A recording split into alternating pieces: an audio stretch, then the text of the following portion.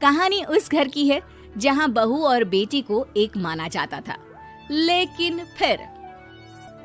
अरे शिखा बेटा, तू रसोई में क्यों घुसी रहती है? जा, रोटी मैं बना लूंगी।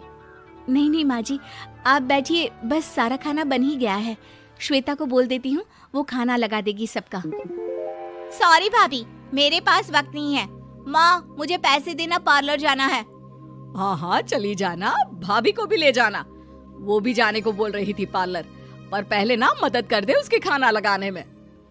देख माँ, वो बहू है, उसे बहू रहने देना, इतना सर पर मत चढ़ा भाभी को। श्वेता, ज्यादा मत बोला कर। बहू और बेटी में कोई फर्क नहीं होता है। जा जाकर काम कर। ननद को माँ का भाभी से इस तरह प्यार करना बिल्कुल अच्छा नहीं लगता। वो बार बार किसी न किसी तरह माँ को भाभी के खिलाफ भड़काती रहती, लेकिन कोई फायदा ना होता। एक रोज, अरे बेटे किशन, जा बहू को कहीं घुमा कर ला, सारा दिन घर में काम करती रहती है। हाँ हाँ माँ, हम लोग जा रहे हैं ना गोवा। अच्छा जी, भाभी ने तो हमें बताया भी नहीं। वैसे तो सारी पंचायत करती है, ये गोवा वाली बात क्यों छुपा गई हमसे? अरे क्योंकि उसे खुद नहीं पता था बहन। मुझे टिकट सस्ती मिल रही थी तो मैंने बुक कर दिया।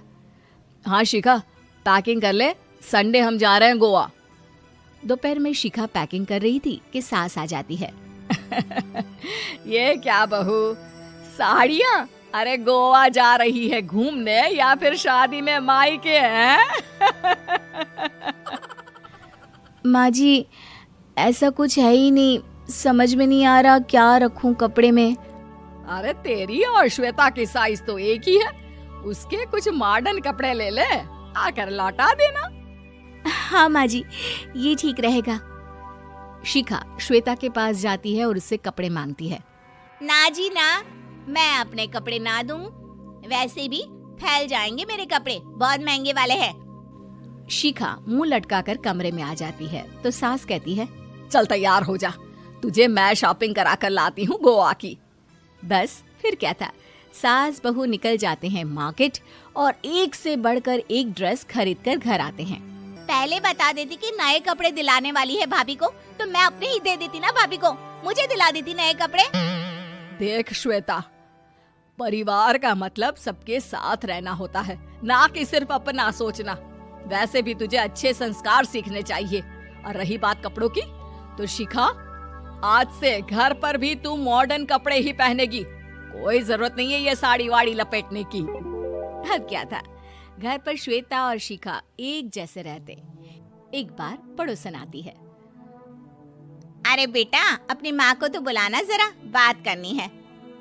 शिखा सास को बताती है और रसोई में चली जाती है। ये आपकी बेटी बहुत बड़ी हो गई है, इसके लिए एक रिश्ता है, कहो तो बता दूं। ये बेटी नहीं बहू है, घर में सब एक जैसा ही रहता है। वैसे मेरी बेटी भी बड़ी हो गई है, कोई रिश्ता हो तो जरूर बताना।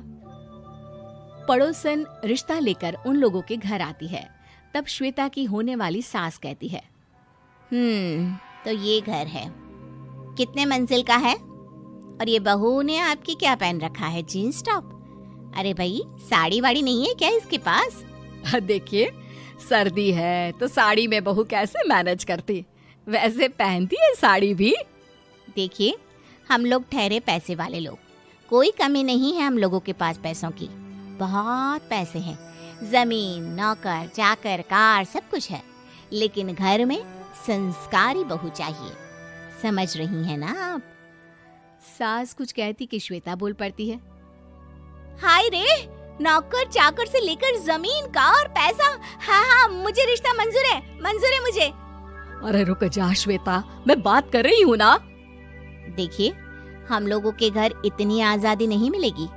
अरे हाँ कर देना माँ, हाँ कर दे जल्दी से। सास क्या करती, बेटी की शादी ऐसे घर में कर देती है जहाँ ना उनके विचार मिलते हैं और ना ही आचार।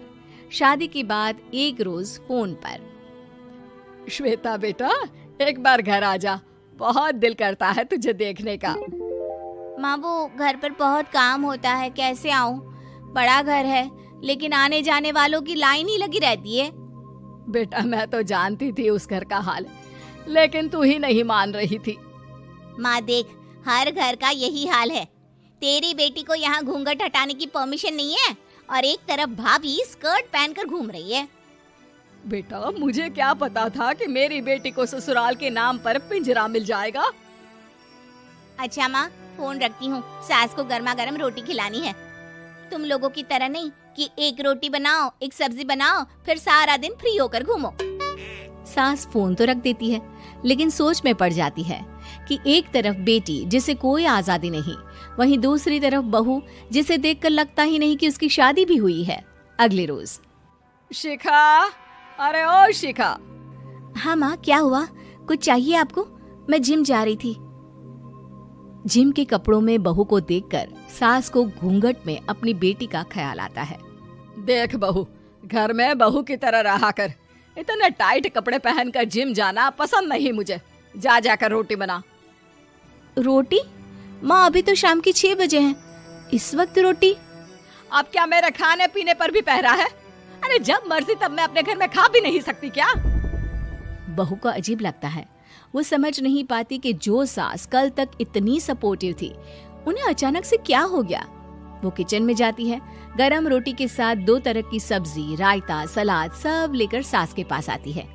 माँ जी, खाना। इतना सारा खाना? राक्षस समझा है क्या मुझे? रोटी मांगी थी मैंने गर्मा गर्म बस। पर माँ जी, रोटी खाती किससे आप?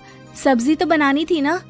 अरे भूख मर गई मेरी तेरी बहस से। जा जाकर काम कर, अंदर पूरी रसोई साफ कर। बहू अंदर चली जाती है। थोड़ी देर में श्वेता घर आती है। अरे शिखा, जल्दी से चाय ला, पकवान बना, मेरी बेटी आई है। अरे नहीं नहीं माँ, ड्राइवर बाहर खड़ा है। मैं तो घर का कोई सामान खरीदने के बहाने यहाँ आ गई हूँ, मुझे जाना होगा। अरे बेटा, पर कितने दिनों बाद देख रही हूँ तुझे। रहने आ जाना 2-4 दिन के लिए। आ जाऊंगी माँ, जब मेरी सास मरेगी तब। मैं तो रोज मन्नत मानती हूँ कि मेरी सास मर जाए तो अच्छा है। अच्छा चल, जा रही हूँ माँ। हे भगवान, कैसे कैसे दिन देखने पड़ रहे हैं मेरी बेटी को। सास अंदर जाती है, जहाँ श्वेता की जिम वाली सहेली का फोन आया होता है। क्या बात है, आज जिम नहीं आई? अरे पता नहीं यार, आज माँ को क्या हो गया अचानक।